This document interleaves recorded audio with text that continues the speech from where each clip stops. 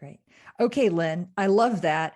How do you take a regular corporation where seniority, I mean, well, it's true in the police department too. We can't just abandon seniority. And I'm sitting in that room worried about my next promotion or my next whatever review thing.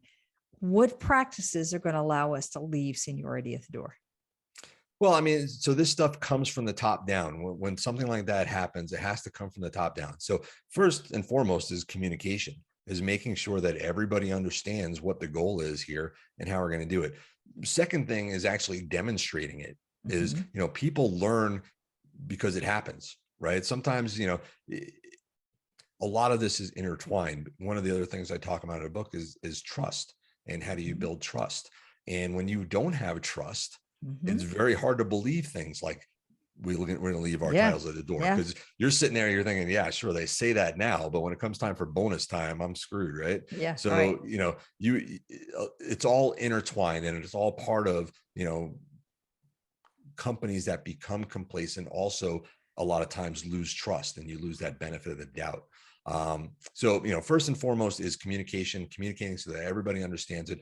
Two is living it and demonstrating it and making sure that everybody sees it. And then three is making sure that there's somebody in the room who's responsible for monitoring it, right? So Okay. inevitably someone might step up and say, well, they might interrupt somebody because they have a higher title. Somebody in the room has to have the designation to be able to say, time out, we're not doing that here.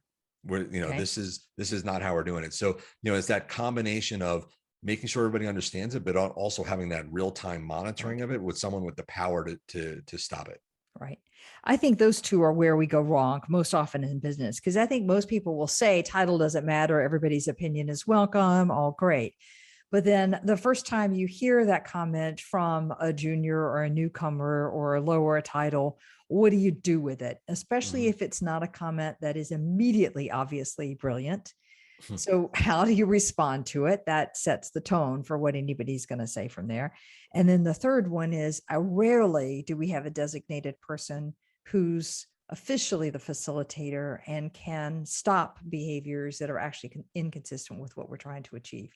Just Yeah. don't do it well enough. Okay. I would just add one quick thing, and Yep. I know we got to go Yeah. to break, but That's okay.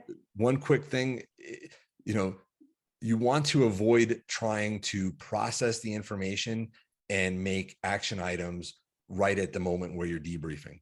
Right. So, one of the things you said is, how to, if it's not immediately brilliant or we can't make something with it, one big part of the debrief, at least in the initial stage, is just go through and get the feedback. Just let everybody have a say. Then you can start processing it when it all comes together. Because if you try and kind of process it one point at a time, you're never going to get that big picture. So, what you want to do to make a successful debrief is let everybody get their observations out and resist the urge to process and solve things moment by Right. moment. Okay.